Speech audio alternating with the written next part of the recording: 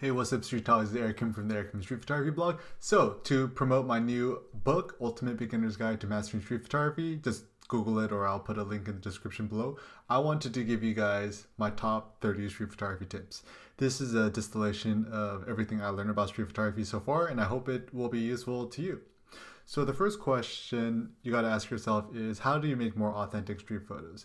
I don't think that there's authenticity in street photography. Just follow your own gut and shoot what you find interesting. And one of the tips I'd have is photograph while your subject is talking. So there's a big misconception that you have to capture candid moments of everyday life. I think often you create your own stories in street photography by interacting with your subject. So for example, in this photograph, a lot of people think that I just photographed this woman without permission. It's like, oh, Eric Kim, you're an asshole. You're disturbing this nice little red-haired lady. And one fact that happened in real life was I saw her in the restaurant and I asked to say, oh, excuse me, miss, I love your red hair and your yellow outfit. Do you mind if I make a few portraits of you? And she said, yeah, sure. And actually what I did was I made several photos of her with a flash. And by shot number 3, she said, oh, how does my makeup look? And she did this hand gesture here, and then I clicked and made the shot. So realize that when you're shooting street photography, especially ask for permission, you could photograph while people are talking or mid-sentence. There's another photograph I shot, actually of another street photographer named Marty, met him in the streets of SF. And you could see I had to shoot about 12 photos of him before I got an interesting photo. The way I was able to make this photo was we were just chatting with him, and I shot some photos of him with a flash while we're talking. And you could see the reason why the shot works is all these leading lines, the repetition of the windows in the background, and also his nice checkered outfit. Another tip I'd have for you in street photography is pretend like you shot something behind your subject. So the biggest thing in street photography, if you want to conquer your fears and shoot candidly, get very, very close to your subject and keep clicking and just make eye contact with whatever's in the background. So you can see in this series of images that I shot of this man, I got close, click, took a step closer, click, saw a nice hand gesture, click, his hand goes down, click, and then he notices my presence, looks at me, click, and then afterwards I took a step closer and I just pretended like I shot something behind him. And this technique often works is, if you're photographing posters or interesting things in the background. So this is a picture that I shot really quick with a flash, and after shooting this picture I made eye contact with the poster in the background, and this woman just turned around and she just assumed that I photographed something behind her. Another tip in street photography is crouch low. I think one of the best ways to make more interesting photos in street photography is just to crouch lower. So in this photograph I just crouched down very low and photographed looking up and got really close, and I was able to make this woman seem larger than life, and of course she's already pretty big. And what I think makes this a good photo is this woman in the background also with a popsicle. She's got a popsicle here. I also got lucky with this man's cut off head with this hand here, and I like kind of the mise-en-scène, like the sense of place here. I photographed this in downtown LA. I really like this image. This is another photograph that I shot in Hollywood. Got down very low, shot with a flash, and you can see here the lady with the 2 Red Bulls and smoking a cigarette. Probably not the best lifestyle decisions, but I was able to make this photograph much more interesting by getting close, using a flash, and crouching down low. Also, one place that you could shoot interesting street photos are in hotel lobbies.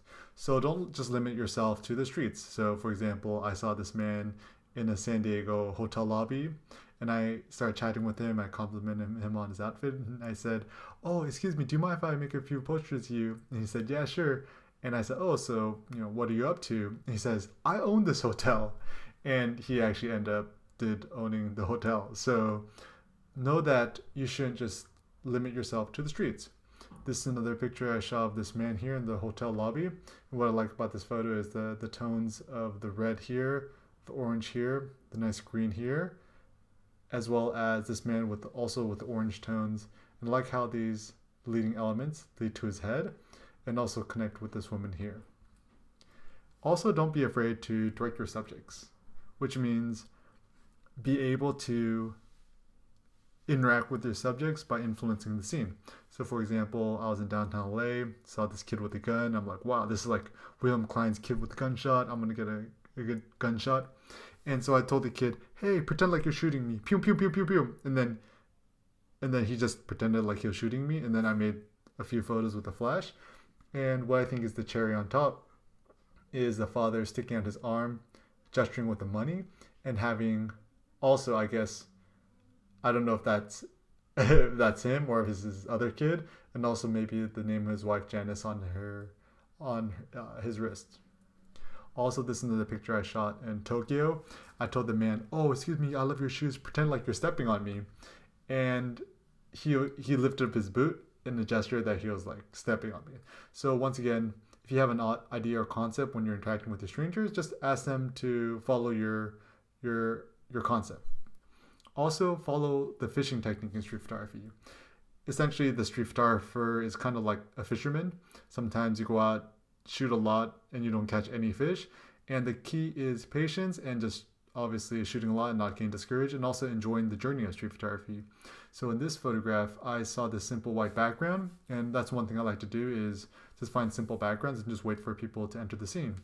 And in this photograph, I just saw a white background, saw this man walk into the scene. It was quite dark, so his face is silhouetted, and I think I shot this at like -1 or -2 exposure compensation. And I like the fact that his eyes are obscured. It makes the photo much more open-ended. Also know that if you want to make better street photos, you kind of have to be aggressive, depending on the situation. I think it's kind of a misconception that a street photographer could somehow be super stealth without getting close. I think if you want to make very powerful images, you have to get close and be aggressive when shooting. So for example, saw this interesting man. I was actually with my buddy Charlie, and we see this man in the subway, and I just got very close and clicked, and I wasn't fast enough, so when I was about to click, he noticed me coming at him, so he kind of crouches down trying to get out my shot, and actually it ended up making a more interesting photo. Also know that you could ask for permission in street photography. I think generally it doesn't really matter if you shoot with permission or without permission. To me, what's more important is the emotion or the soul of the photograph.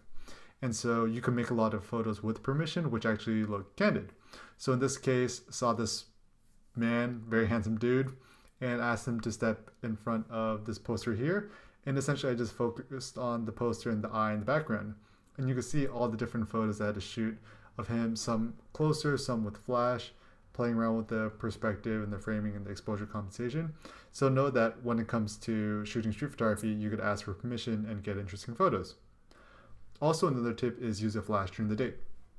One of the biggest tips of shooting with the flash during the day, I just usually keep my camera in P program mode and use a flash, and the camera will automatically balance the subject's face against the background. And this often really works well when it helps darken the backgrounds and also fills in some light in the subject's face. In this photograph, I crouch down and I ask for permission.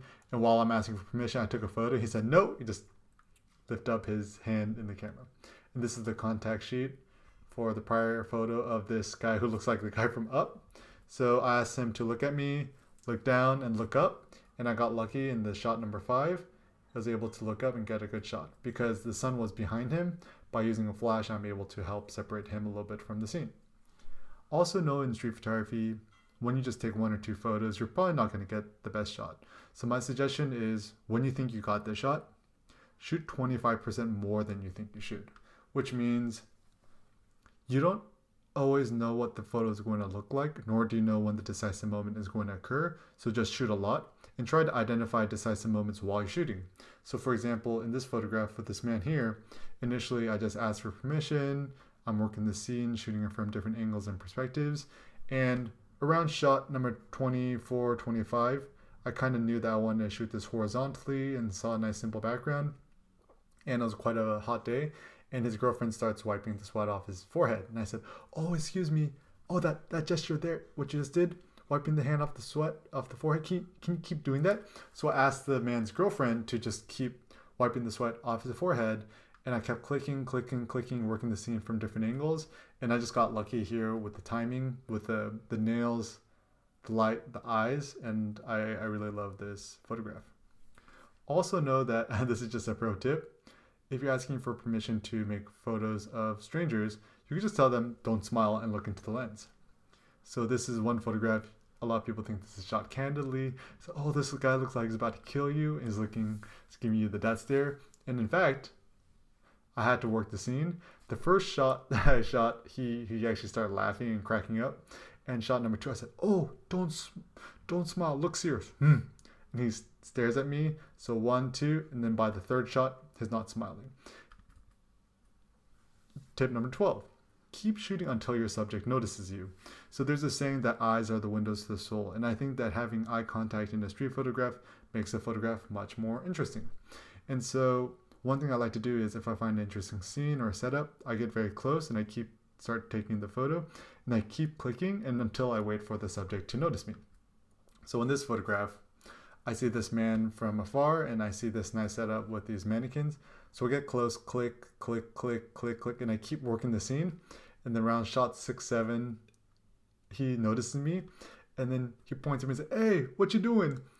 And I took the photo, and it became much more interesting because he's pointing at me and makes a nice hand gesture. And he says, "Hey, you should ask for permission before taking photos of people." And I said, "Oh, can I take your photo?" And he says, "No, get out of here." So anyways, the moral of the story is keep working the scene and have your subject react to you to make a more interesting photograph. Also, one of the things that we get suckered in street photography is that we get suckered by the subject. We see the guy in the pink afro and we forget about the background. So one of the best tips I would have to simplify your compositions and make them better is just to look at the background. So we saw this guy, very fashionable in New Orleans, asked to make his portrait, and I started working the scene. And you can see how many photos I had to make to get a good photograph. We first asked him to stand against a simple blue background. And you can see actually by shot 53, I've noticed that there's some orange in the scene too. And you can see I keep shooting, took 112 photos in total. And the best shot was shot number 81. Shot these all in the Ricoh GR version 2. I think maybe -1 exposure compensation. And you could see the blue as well as orange background is what makes the photograph nice, as well as the shadow of the skate in the background and the hand gestures, of course. I wish someone told me this, is that if you want to make more interesting dramatic lighting in street photos, to use -1 or -2 exposure compensation. So my technical settings for my camera, I usually keep my camera in P program mode. I just use I think it's the evaluative metering, which just reads the whole scene. And use an LCD screen or an electronic viewfinder and judge your compositions and your lighting based on the exposure compensation. So often what I'll do is when I'm asking my subjects if I can make a photo of them, I'll ask them to step directly into the light. And so you could see even here, I shot this portrait of this woman with these beautiful braids. And I saw a nice streak of light coming through the restaurant. And I said, "Oh, do you mind if you just stood here with this nice light here?" And you can see what it does is it darkens the background. And I kept working the scene, shooting horizontals, first verticals, and then horizontals afterwards, because I wasn't sure which one would be the best shot. And you could actually see what I did was, in the final version, I actually darkened or burned this left area here. You could see in the prior images, her shoulders a little bit lit up. So I found that distracting. So I just used adjustment brush in Lightroom, and I lowered the exposure here. Also, this is another portrait I shot of this man with this awesome tattoos on his face. And I said, "Oh, excuse me, sir, you look so badass. Do you mind if I make some portraits of you?" And he said, "Yeah, sure." And I just had him stand in the direct light, and I used -1 or -2 exposure compensation. And you can see all the different photos that I shot of him working the scene. And finally, this shot with the light just cut off at his eyebrows made the best image. Also, you're not always sure which one is going to be the best street photo when you're looking through your photos and choosing your best photos. One thing I look for is the cherry on top. So to me, the cherry on top is a small little detail which transforms a good photograph into a great photograph. You won't always see the cherry on top while you're shooting. Sometimes you'll notice afterwards. In this case, I actually did notice it. I was out shooting with my friend Devin during our workshop, and I see this woman here with this Pinocchio nose. The reason we were able to get the Pinocchio nose was I was shooting this against the edge of a wall, and you can see how her shadow or her nose extends outwards here. And therefore, I started working the scene and shot a lot of different photos at different angles. And the reason why the photograph works is because the cherry on top is the long Pinocchio nose. Also, this is another tip. When I'm shooting, sometimes the cherry on top could just be a shadow, something outside the frame. This is an old photo I shot in 2011 in Paris. little girl playing with this little pinwheel here, and you have the symbolism of the bird flying away. Also, in street photography, you're not always sure what's going to make an interesting photo. So my practical tip is just shoot what you're afraid of. I think in street photography, if you photographed only what you're afraid of, you'd A, become a more confident person, and B, probably make more interesting photos. And so this is one photo that I shot in Venice. I was doing a workshop with my buddy Adam Morelli. I'm out with the students. We're having a wine and eating at this restaurant. From the corner of the bar, we see this dude. Looks super, super scary. Like massive. The guy was like probably 6'5" or something like that. And looked really badass. And I wanted to make a portrait of him. So I just started clicking. And I noticed he had a tattoo on his chest. And I said, oh, can you show me your tattoo? He said, yeah, sure. Pulls down his shirt. You can see this tattoo here. I first tried to shoot this with this curved shape above his head. Then I tried a vertical portrait because I wasn't sure if that was better. Thumping his chest, reframe it. And then I got really, really low. And I just got lucky is that his eyes are obscured. You could focus on the tattoo, like the cigarette and the red watch. To me, it makes for a nice photo. And he started unbuttoning his shirt even more. So I'm kind of glad that I approached him and asked for permission, even though I was really afraid of him. Also know in street photography, this is a simple composition technique. Look for leading lines. This was just some construction site in Santa Monica when I was working my 9-to-5 job. See these nice little leading lines here, and just waited for the right person to come in and peer in. And you can see the edges of my frame. I focused on filling the frame to have only blue in the scene. And to me, the cherry on top is just the little glasses here. And the key thing is a little bit of white, a little bit of negative space between the edges of his glasses and the bottom of the frame is what makes a good shot. Also know that as a street photographer, you're kind of a surrealist too.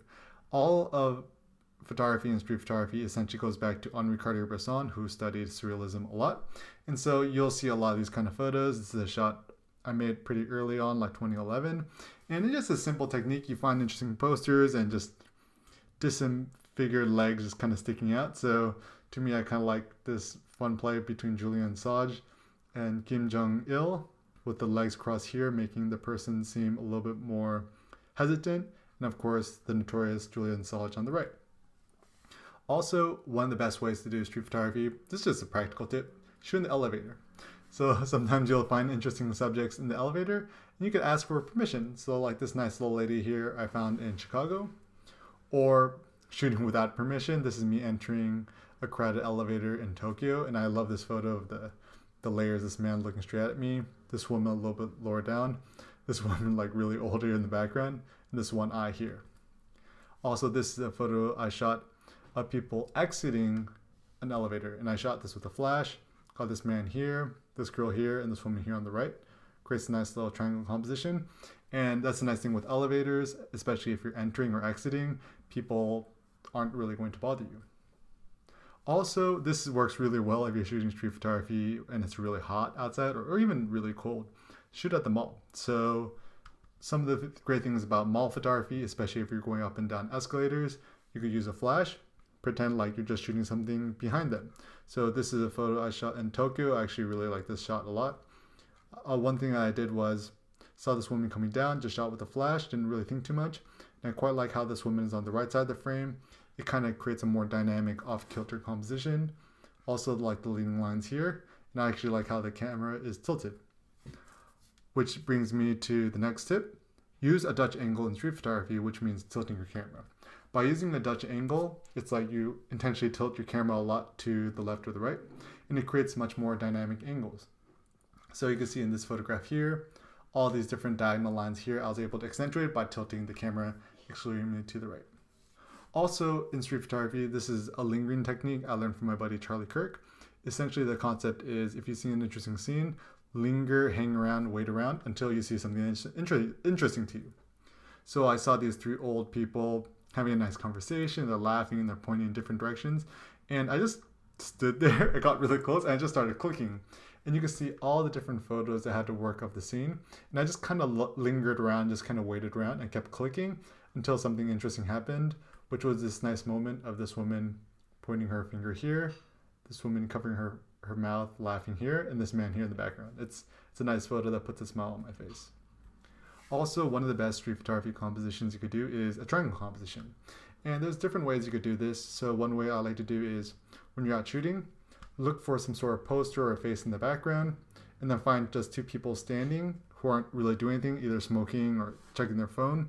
And these subjects here who aren't really moving, I call them anchor figures. And so you can see there's kind of this nice triangle composition between one of the faces here in the background and these two elements of this guy here on the bottom of the frame and this guy on the right side of the frame. Or this is another photo I shot recently here in Lisbon. Saw these two posters of this woman and this man here. And just waited for somebody to enter the scene. And you can see I created a triangle composition connecting all three of their faces. Also, this is just a practical tip. If you're photographing children, photograph them at eye level. Generally, the problem is when we're photographing children, we're really high up, shooting looking down, it makes them look super small. I think it's actually more interesting to get super, super low and shoot at the child's level, or if not, getting lower than the child's perspective and shooting up. And this is one thing I like is the two parents or grandparents with their hands here and chopping off the heads of the subjects and just showing the look of this girl here. Also, one thing I like to do in street photography is shoot head on. This works especially well if you're shooting with a wide angle lens like a 28mm lens or a 35mm lens. If you shoot too much from the side, the photo compositions won't be as dynamic or interesting. So whenever possible, try to shoot head on. So this is me getting very close to a man on a flip phone in Tokyo, getting super low, shooting with a flash. You can see that I essentially got right in front of him where he was standing. I was probably less than an arm length away. And you can see all these nice leading lines in the background pointing directly to him. Also, one of the favorite places to shoot, of course, is subway. And the nice thing when photographing subways, the best way to do this without looking super creepy is just pretend like you're photographing the posters or advertisements in the background. Here I shot this with the Ricoh GR version 2 with the wide 28mm lens. And you can see I'm creating some sort of juxtaposition or contrast between young, youthful women in the background in the poster and this older man here in the foreground. Also, try to simplify your backgrounds. I think one of the best ways to highlight your subject and show stronger emotions is just simplify the background. So this is one scene that I photographed in Hanoi of this older woman just looking really intense, and I just made sure when I was shooting, looked at the background, kept it close. I kept it pretty clean and just shot. And also one thing, actually this photo is more heavily post-processed. I brightened a lot of her face with the adjustment brush in Lightroom. Also, this is another new technique that I discovered recently, which works pretty well, is if one of the easiest ways to simplify your background is to hold your camera up super high, and assuming you're using a camera with an LCD screen, hold your camera up and point shooting down. And the cool thing about this is that it creates a unique perspective, and you can see here the background becomes simplified. And here, this is the one photo I shot of a man in Saigon, was able to accentuate the curves here. This is one of my favorite techniques, the decapitation technique. To create more open-ended, interesting photographs, do not show the face of your subject. So this is one technique I like to do is I'll shoot horizontally, get very close to my subjects, often shoot with the flash, just don't include people's faces. And this technique also works really well if you ask your subject for permission to say, no, I don't want to be photographed. It's, oh, can I get a shot of just your hands and I don't include your face? Then more people are often willing to be photographed. And this is another example of all these different colorful photos I shot, cutting off the woman's face. I love now by not showing her face, you kind of start to wonder, oh, who is this lady? Just drink this Sprite. And I like how all her outfits, her colors, and her accessories. And this is another quite fun, surreal photo of this lady who's pregnant with who? Maybe a mannequin. This is one picture that I shot in East Lansing, Michigan. Saw this woman eating a pastry, and I quite liked the symbolism of Detroit. I liked her hands on the side in resignation. I said, oh, can't just get a photo of you and your nice red fingernails with your hands to the side. And once again, by not showing the woman's face, it becomes much more interesting.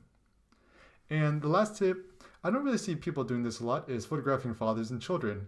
And so perhaps this is like psychologically, if I do some Freudian self-analysis of myself, is, I didn't have a great relationship with my father, and he wasn't that, in my opinion, that loving. And so now whenever I see fathers and children who look like they have a very positive, uplifting experience, it puts a really big smile on my face. And I think it's also powerful, especially in the fact that like men aren't supposed to be with children. They're not supposed to be loving and caring and sweet. And so now whenever I see a father and their child, I'll compliment that. Oh, it looks like you're a wonderful father. Do you mind if I make a nice portrait of you and your daughter, your son? And most men are actually pretty cool with it. And this is actually one of my favorite photos. This kid with this tiger hat on, and the father with like some scary looking knife here, just opening up the popsicle for the kids. So a photo that gives me a lot of positivity and optimism. So some concluding thoughts on shooting street photography. Ultimately, I think the most important thing in street photography is to stay inspired. And I think there is no right or wrong way to do street photography. There's only tips and suggestions. A lot of people often are like, oh, Eric Kim, you're the stupid dude who all you do is give tips. And I'm like, okay, the reason I give tips is that, this has worked for me. It might or might not work for you, but these are some practical tips that's helped inspire me, motivated me. I've learned this through about my 10 years of shooting street photography, and I hope these tips will help you. And so I would like to hear your thoughts and your opinions. Leave a comment below, share your personal tips in street photography. And remember, with street photography and life, the more you share, the more you get back in return.